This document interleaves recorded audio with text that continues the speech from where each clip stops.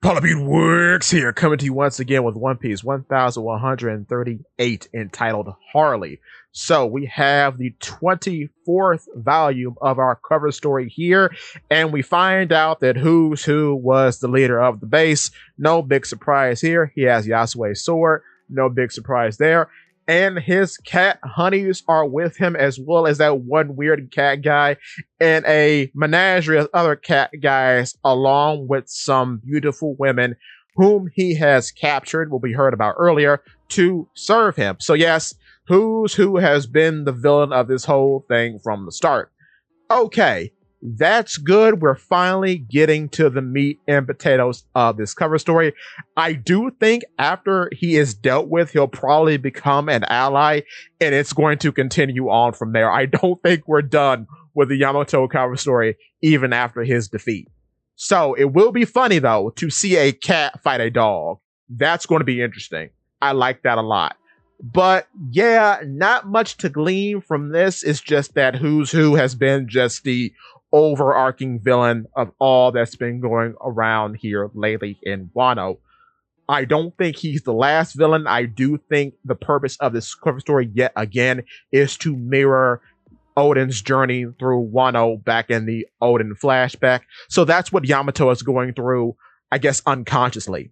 So moving on with our chapter, and boy, it's a big chapter. Loki is getting bombarded, right? And we find out that I was wrong. Big wrong. I take that fat L.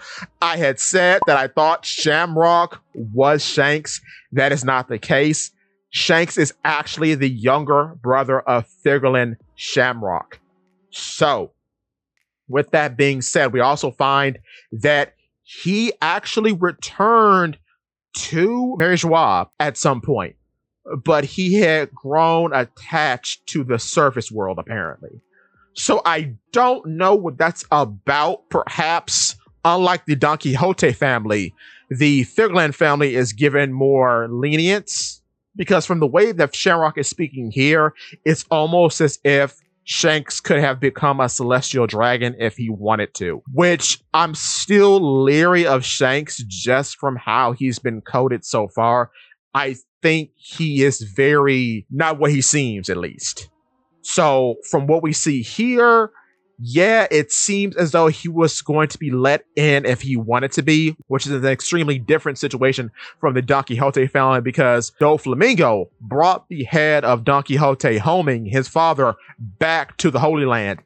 And they still didn't allow him in, despite a family member still within the ranks of the Celestial Dragons, that being Don Quixote Mjolsgard, and his father, whose name escapes my mind. But yeah, it's weird that he was denied entry back into the Holy Land at 10 years old, but Shanks could have come back in whenever he wanted to, whenever he visited the Holy Land, that is. So that's an interesting note. And now I will say, amongst all the brothers and siblings that we've had so far, this does stand out very uniquely, because we've never had two brothers that were twins. So their relationship is unique in One Piece. It seems like a cop-out, but it's actually not, because even amongst, say, brothers, siblings, and even clone characters, they've all looked vaguely different from one another. The Seraphim come to mind. The Seraphim, though they are clones of the Warlords, they do look different enough from Warlords that make them different characters, right? Then you have Don Quixote, Rosinante, and Doflamingo.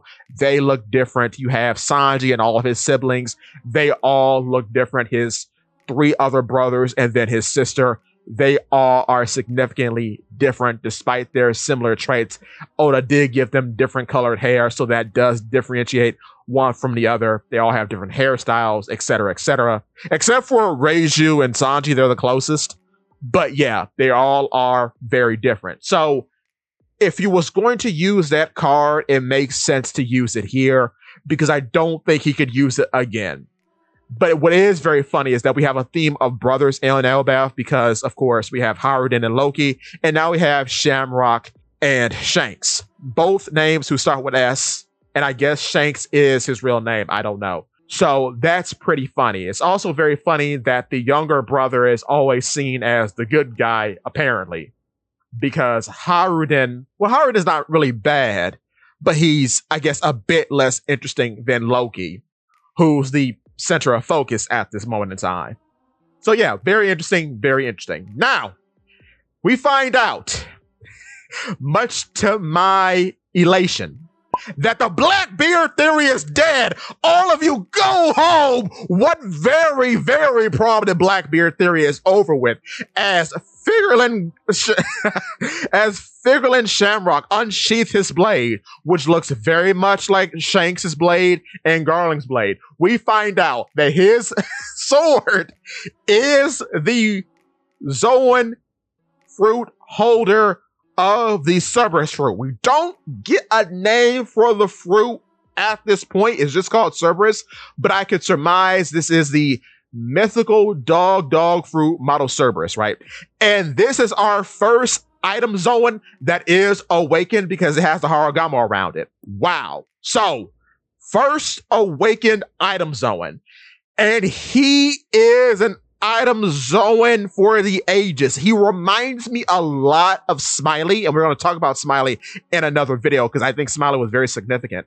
But what's so interesting about this guy in particular is that all three heads of the Cerberus can sprout swords. Then all three heads of the Cerberus pop off, turn into homing missiles with the swords sticking out of their mouths, and all of them slam into Loki using their collars as propellers with fire coming out the back of their necks. This is sick.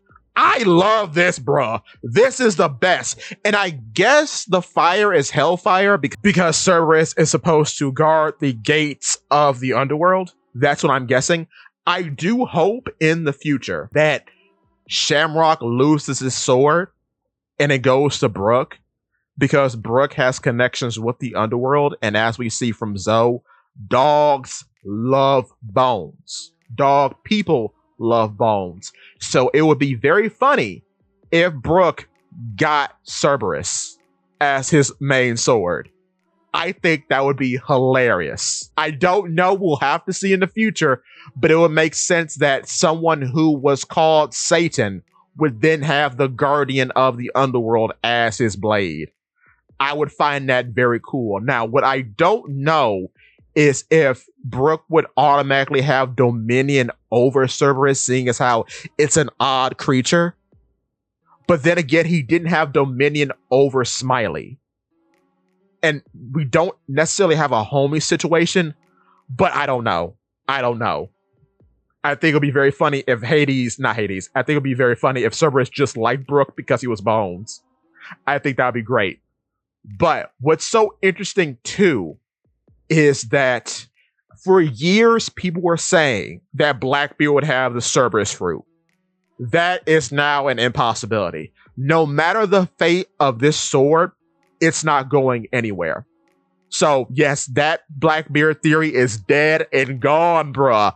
What an upset, brother. Also, important thing to point out, seeing as how Shamrock's sword is named after a mythical creature and then became that mythical creature, I wonder if the same can be said for Figurlin, Garland, and Shanks. Because Shanks's blade is named Griffin, right? Griffins are actually real creatures in the One Piece world. Because Big Mom mentions a griffin while thumbing through her book of weird animals and whatnot. What's also important about that is unicorns are also real animals in the One Piece world. They look like zebras with horns, right? Or with a horn.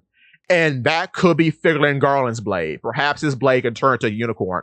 So I don't know if Shanks's blade is a Zoan, and I don't know if Figurlin Garland's blade is a Zoan. But both of those outcomes are believable outcomes. So especially for Garling, I could believe that he just pulls out his blade and it turns to a unicorn. I could believe that. And that unicorn's horn then turns into a sword or whatnot. And then like Shamrock here, his sword is an awakened Zoan. Because I gotta tell you, especially looking at Smiley, and I guess Funk Freed and a little bit of Lasso as well. awakened Zoans, or just Zoans who are objects, are some of the most interesting creatures of the Zoan like situation that we've seen throughout the story. Because the fact that their heads pop off and turn into rockets is the sickest thing I've ever seen. And they home in on Loki and just stab him. That's crazy.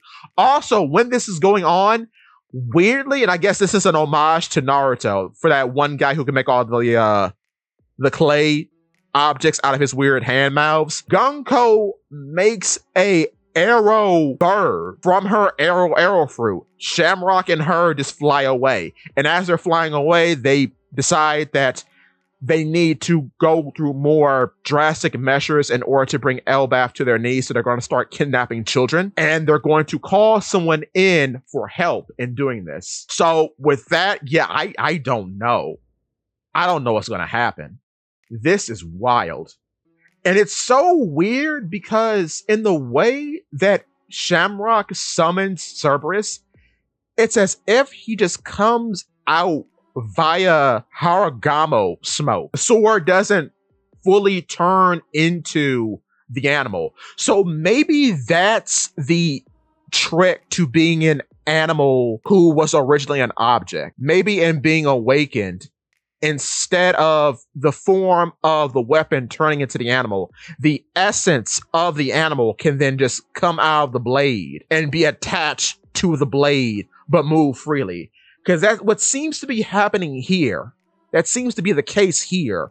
Because the black Haragamo smoke is always like surrounding Shamrock's blade. So if so, that is very interesting.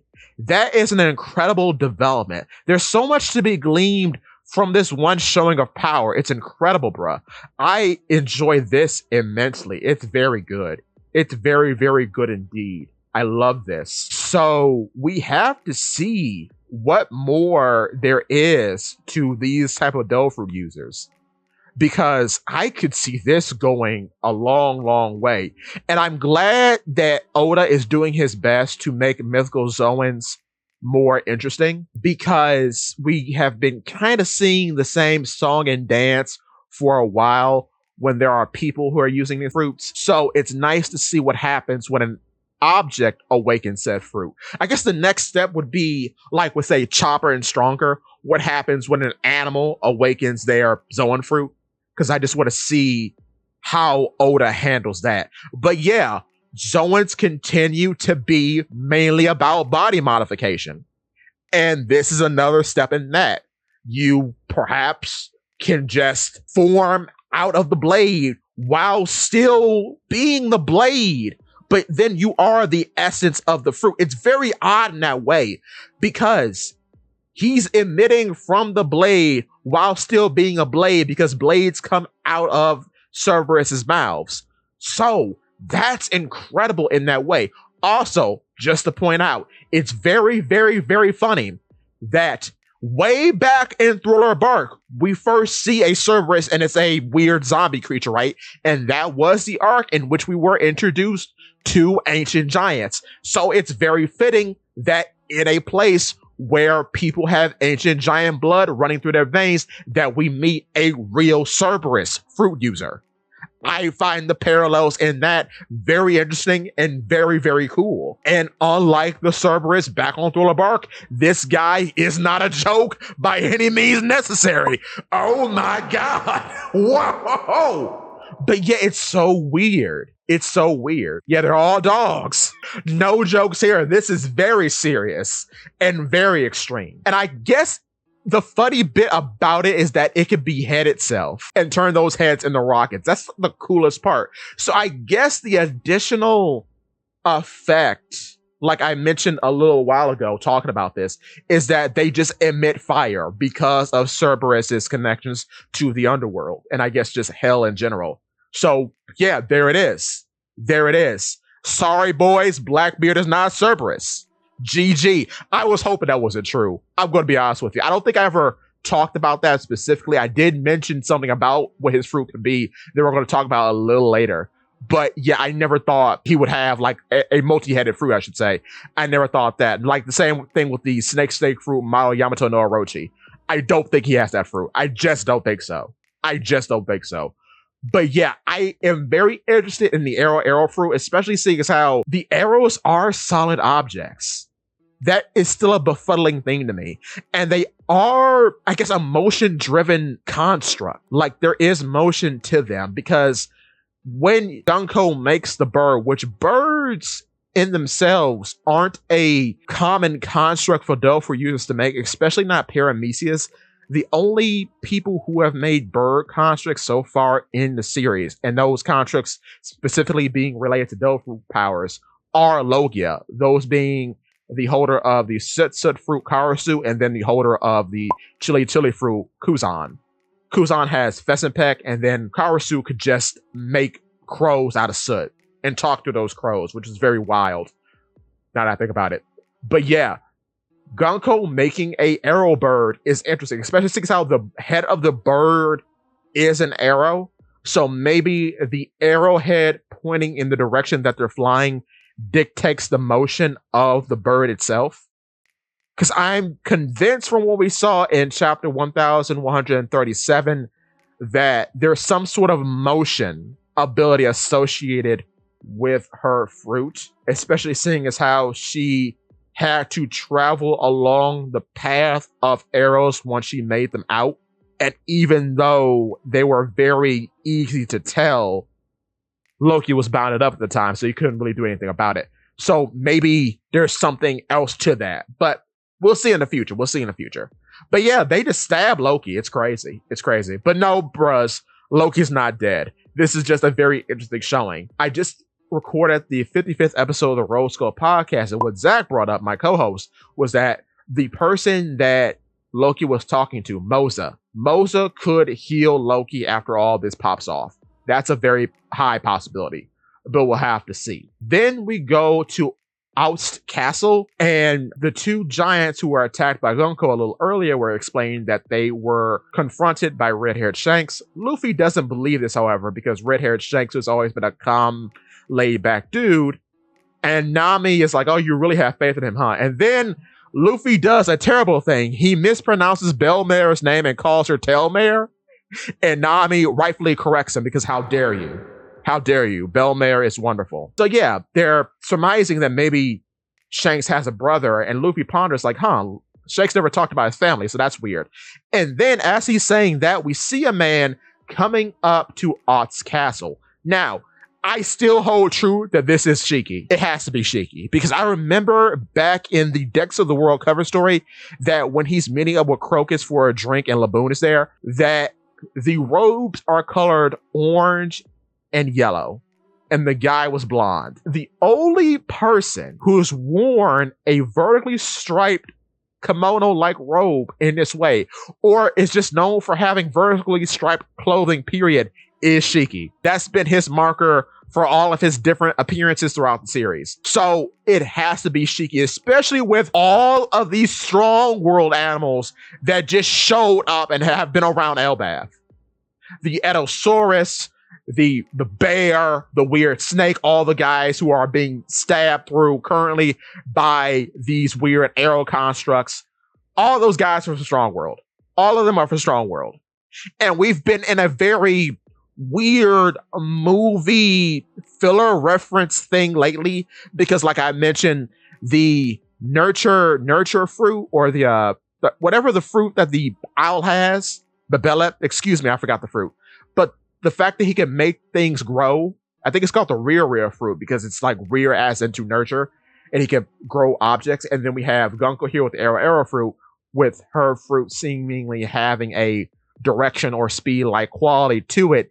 It seems like they split up Burndy World's fruit, the more fruit, and gave its like two abilities to two different fruits. One having the power to grow things, and the other having the power to make things faster or to have some sort of motion-based power. That's what it seems like to me, but we'll see. But if you want my opinion, I think this weird guy in the vertically striped robe and the Casa hat is Shiki. So, moving on. Ripley and Frankie approached the Atom Tree. It's very funny because she did not know that Adam's wood was worth a lot overseas. So, so she's conspiring to sell some of it. That's very funny. But Saul is very against that. And the two of them have a very funny exchange about that, but I find it very cute that she's holding him like a toy. Oda's scale has been on point in this arc so far. I love Elbaf. Elbaf is great. I love Ripley. I think Ripley is very good, very cute. Love her a lot. So, the two of them come across graffiti made supposedly by children eons ago. And it's seen as graffiti because it depicts a bunch of races working together in harmony, which to Ripley seems like a child's dream.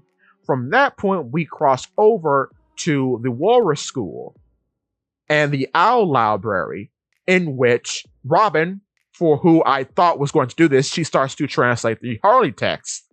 And we are accompanied with the Harley text along with this big mural. But beforehand, Saul tells us a little bit about Nika and how he's a legend that has spread all across the world, and he's known for having a booming laugh accompanied by the beat of his heart, which goes don do tutu, don do tutu. So apparently, from the Harley text, there were 3 worlds.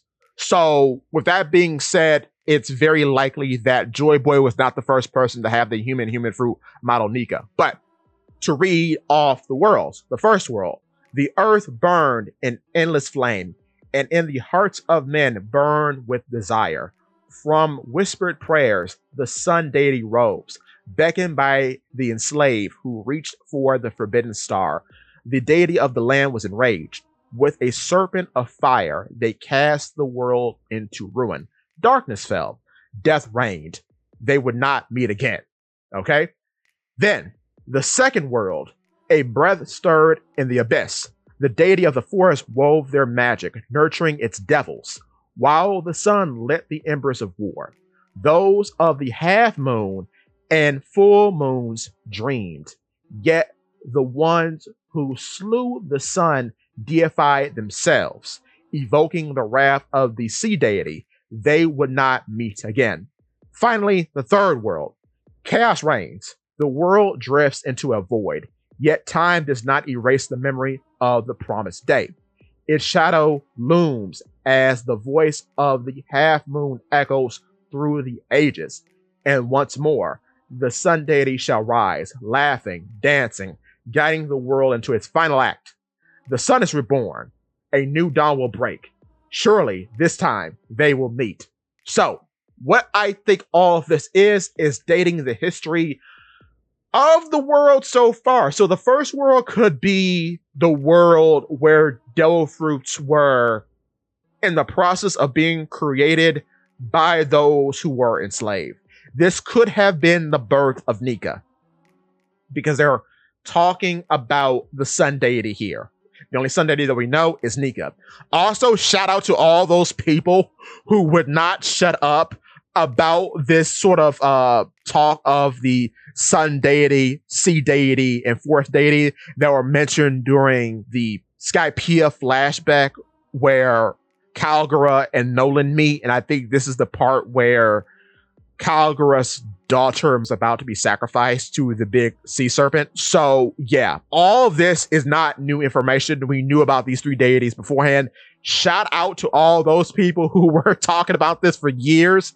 And yeah, you should read Skypiea. Never skip Skypiea. Skypiea is important because that is the only place where this is mentioned. So, dissecting this mural in accordance with the 3 sections of the world that we got, I think this big serpent is possibly what Eam is now. I think this other thing fighting with that is a dragon. I think Bucky D. Dragon will be the dragon. We have a flying arc casting lightning.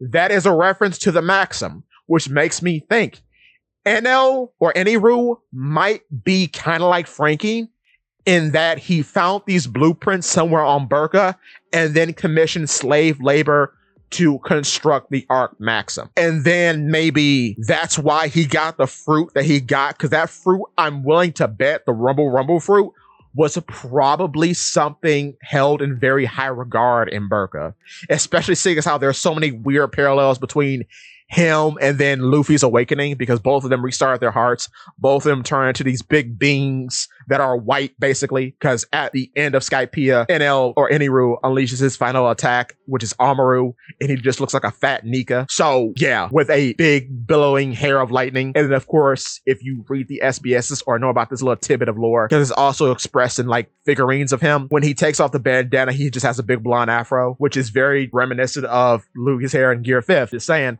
So yeah, I don't know. There are a lot of parallels to be gleaned there. Eniru was the first one to be a Logia and then use that Logia power in conjunction with his Haki, which was mantra at the time, which is just observation Haki. So yeah, and it was a big deal. Eniru's a big deal, bro. I don't know. These skyscraper-like buildings in the background could be a reference to modern day as we know it, because I believe Oda made a short called God's Gift to the Future, which depicted a modern city. So that city there could be this city here, maybe. And had like a Death Note type deal in it. It was like the deity of that world's journal. And he wrote that the mall or what have you would be hit by a meteor. So maybe the city depicted there is the city depicted here. Maybe. And then you see people with halos. That's interesting. I don't know what the people are collecting from this boat in the mural. I don't know. But we do see the Noah, which is funny that there are two arcs on this side. We do see a person with a crown, which I'm not sure if that's Emo or not. I'm not sure. We see a person with wings, but we don't know who that is or what that is. That could be a Skypiea, it could be a Birkin. Based on the wings being so big, it could be a Birkin, because like I've said in a video a while ago, Birkins seem to be the closest to Lunarians. And then we see a bunch of animals at the base of the tree. I'm not sure what that means, but it's weird that they're at the base of the tree. Don't know. Perhaps the pieces that people are collecting are dreams? Not sure. Now, the tree in the middle could be the tree of Elbaf that makes up the body of Elbaf. Or this could be the original Dove fruit tree, if there is such a thing. And then maybe after the fruits were supposedly created by the deity of the forest, perhaps after that, they were on their own and just reincarnated in whatever bodies they originated in. So the original fruits, because remember back in Punk Hazard, the axolotl fruit returned to the apple and turned the apple into the salamander fruit, model axolotl. So yeah, I think that's what's going on here. Now, in terms of the forest deity in this second half of the mural, I'm thinking the forest deity is Yamato, or at least Yamato's fruit, because it's weird that we have a depiction of a large wolf figure here. And so far, the only true fruits that have had like a strong cultural deified significance are Nika and Yamato's fruit. Also, it's very obvious that the half moons are most likely the D clan. Shout out to Zach, he picked that up. And then the full moon clan are probably the celestial dragons. Shout out to Zach as well, because we were talking about this on the podcast. That could be the case, because I could see that. And then what I'm gleaming from this now, perhaps the dreams of those two are what resulted in the Dole fruits. And then the vessels for those fruits were woven by the deity of the forest. Maybe that's the case. Because, which is whatever the wolf that Yamato's fruit is. Because it's weird that her fruit got so much significance alongside Luffy's, that she is the guardian deity of Wano. No, not even like Sengoku's fruit, the human fruit, Mato Daibutsu. That didn't get the same accolades. It never has. Because that's always being presented as a depiction of the Buddha and not the Buddha himself. So that's why I think it's not necessarily like a deity fruit. It's a mythical fruit because it is a golem. It's a mythical creature in that way. But it doesn't seem to be the deity itself. It's like an idol or a representation of the deity. So a monster with holy implications, I guess you could say. it doesn't seem like that's the actual guy. Like what could be said with the human fruit model Nika, and then the dog fruit model. I think it's called Big Mouth Wolf or something like that. But yeah, that's what I think this wolf is. Another thought was that this wolf could have been a Sulong mink, but I don't think that's the case because we have another little animal guy that's close to this big demon figure, and that probably is a representation of the mink. It's weird to see Emmett here. I don't know if this is Emmett or a representation of just robot beings in general. And I say that specifically because Frankie is viewing this mural, and Frankie in his Elbath garb looks like Emmett. And I don't know if that was done on purpose, but it's very, very interesting that that happened in that way. But continuing, just looking at all these stick figures. Okay, so the big dude, ancient giant, obviously. The boat behind the big dude, one could be a representation of Alabaster because they are very significant in lore, and the symbol on their flag is very similar to Alabaster's flag, which is very reminiscent of Nika's shield, which makes a lot of sense. Hot country, Alabaster or Arabaster sounds like alabaster, which is a white material. Makes some sense there. Then we have under them, of course, I believe the Kazuki clan, because these are obviously samurai. Well, samurai and a ninja, because they both have top knops. One has a katana, the other has a shuriken. So, obviously. So, big guy, ancient giant. Little guy underneath him, Tontata, obviously. Then the mermaid princess, very obviously, because she is followed by a fish, which most likely represents the Sea Kings. Before her, we have a mink. This is a mink. That's what makes me think that the figure next to the dragon-like figure has to be the wolf from Yamato's Fruit. Has to be. Talking about that, we have a whale, which from what the Sea Kings say, I believe somewhere in Fishman Island, either during the Roger flashback or when they save Fishman Island from the Noah. One of those times. I can't remember when. Or maybe it was in the Odin flashback. I'll put up on screen. I'll find it. Where they say the whales will be pleased. It makes a lot of sense because throughout the story, whales have mattered a lot. You see whale depictions throughout the story. I believe in Orangetown, there is a whale fountain. And of course, Zoe, there is a whale tree. Whitebeard, a very prominent Yonko, is represented by the whale. Brooke has Laboon, whom is not the blue whale, which is depicted here, but an island whale. Still, whales are whales. So, yeah, and I'm sure there have been whales in many a story. Oh, not to mention, not to forget, Neptune is the only merfolk person that we know that can communicate with whales. So other than his daughter Shirahoshi, he is the only other merfolk person with a very specific ocean life summoning ability. And then in front of that whale, we have a Lunarian. Now, based on the Seraphim and King, because we do see King somewhere in Vegapunk's speech, they flash to him. We don't know where he is, but based on him and based on all the Seraphim we have, I don't know who this would be. If a Seraphim is going to be an ally, I don't know who this will be. Money, if it's not King, Money is on S-Snake. I can see S-Snake because the others seem like they would be off doing other things. Don't know. Under the Lunarian, of course, we have Nika. And then in front of the mink-looking guy, we have, I guess, a giant, possibly a giant. I should point out, too, that it's very curious that the ancient giant that we see here looks like Loki. Long mane of hair with a little hat that kind of looks like a straw hat with the horns sticking out. That does look like Loki. Just saying. Long legs looks like Loki. And yeah, the guy in the front, obviously a giant. Probably, I'm guessing a giant with ancient giant blood, because by this time maybe they started shrinking and getting smaller. And we don't really know if Ors is an original ancient giant. We can surmise that he is, but seeing as how Ors Jr., Ors the Third, is smaller than Ors, the shrinking is happening pretty rapidly. So I don't know. We'll talk about that in another video, but that's just something to keep in mind, that they have been shrinking. I will say it seems like those with ancient giant blood seem to be bigger than regular giants. So like perhaps Loki is bigger than like Bragi and Dory, or perhaps Loki is taller than his brother Haruden. Because Haruden, as far as we know, does not have horns unless they're very small. But from what we know, even because I think we've seen him without the helmet, he does not have horns.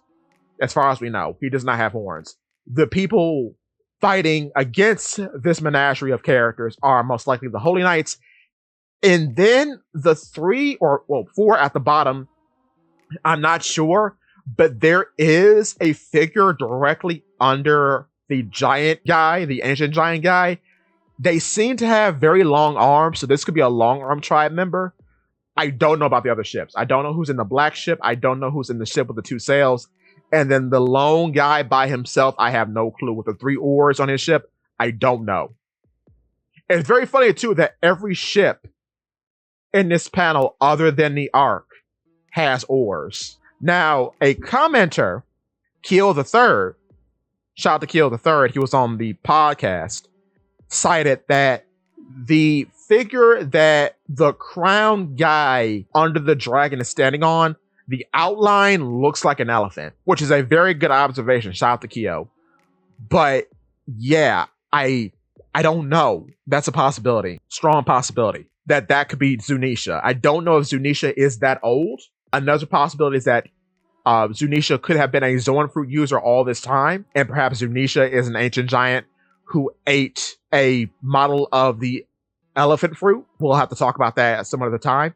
But yeah, various possibilities can be gleaned from that.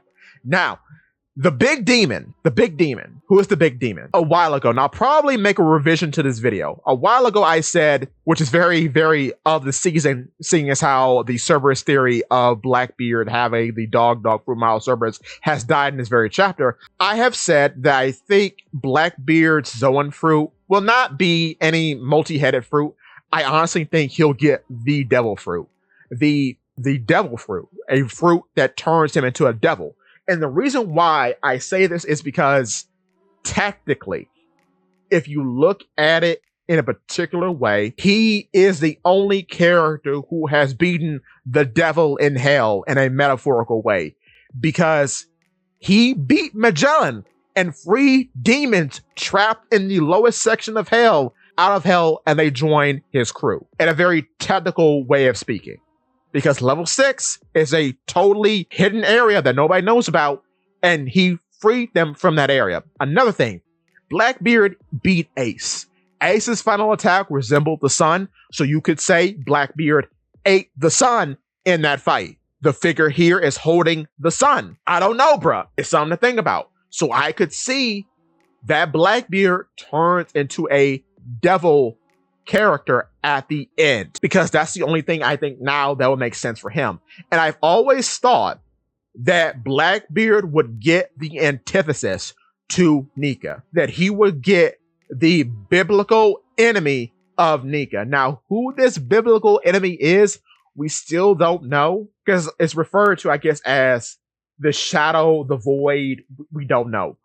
A void would make sense. A prince of darkness being referred to as a void, I could see. I don't know. I could see that. And these could be Holy Knights, or these could be the rest of Blackbeard's crew, depending on how you look at it. I don't know, because for some reason, I think Eam and Dragon, Monkey D. Dragon, are represented by this dragon-like figure, because as we know throughout the history of One Piece so far, dragons do matter. And then we know Sea Kings matter. So either, and I made a video about this, so either Eam is a snake akin to like Nola and the rest of the bearded snakes that we see on Shandura and later Skypiea, or it's a Sea King fruit, because we've never seen a fruit that represents the Sea King in the series. I also think, and I've said this in a video, that I could believe at one point in history that Sea Kings were hunted viciously by dragons, because like Sea Kings, they seem to come in various sizes and varieties, and seeing as how they fly and were probably the beasts of the sky before they were perhaps eliminated by people like Ryuma, perhaps they went slowly extinct, and then Vegapunk tried to bring them back. So if there is a fruit that turns you into a classical Western dragon, it would probably be a fruit belonging to Dragon, Monkey D. Dragon, because the whole bit about him being on Winlogia is conjecture. We don't know that for sure. So there's still room for interpretation as this is being recorded, but we don't know. But I think there is something to be said about these two being enemies, which would explain why there is such a vast increase in Sea Kings, because without their natural enemy being around, the Sea Kings had a chance to flourish, perhaps. And their only defense, maybe, for escaping their enemy is by living in the deep depths of the ocean where maybe dragons can't go or can't swim to. But yeah, I've made videos on dragons being very, very important and then possibly being hunted all over the world by people like Ryuma. Now, where Ryuma exists in the timeline of things, I don't know. It's very confusing because Monsters is technically canon, and in Monsters, he's in like a Western European style place because they take a shot to like a castle where the dragon's horn is stolen from, and it's a very European style castle, and then Ryuma is in a very saloon old west style town. Whom knows about the Buddha? Because of course Ryuma slashes the bronze statue of a Buddha, or a statue having some relation to Buddhism. So I don't know in that way. But this has been a very, very interesting chapter. No break next week as we move on to 1139. And this has been great. I'm sure we'll be talking about this for many years to come. But with that being said, please give me your thoughts and tell your friends about Polypede. What?